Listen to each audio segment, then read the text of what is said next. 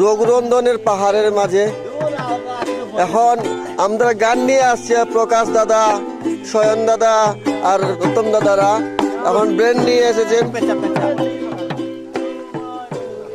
রাতুল দাদা এখন আমাদের পাক করছে মাছ। কি মাছ নাকি তা দাদা বলেন, বুঝা যাইতেছে না। ভাজি ভাজি। আর এটা আমাদের রাজু ভাই আমাদের রুচ তৈরি করছে। খুব খুব একটা ইন্টেলিজেন্ট ম্যান।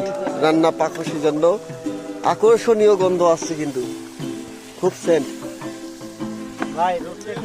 দাদা আপনাকে কেমন ফিল করছে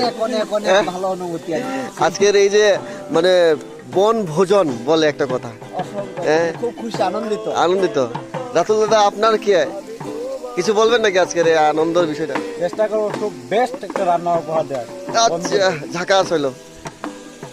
আপনার আমি আর কি বলবো, পরিশ্রম করছি। এটা দেখতেই পাচ্ছি। রেজাল্টটা কি হয় রান্না না, অনুভূতি কি রকম আসার? অনুভূতি তো সেই রকম লেগে, হ্যাঁ সেই লেভেলে সেই প্রায় 4 থেকে 5 বছর পরে আবার একত্রে আমরা। হ্যাঁ, খুবই আনন্দ হচ্ছে না? আমি তো আরো বেশি এক্সাইট আছে।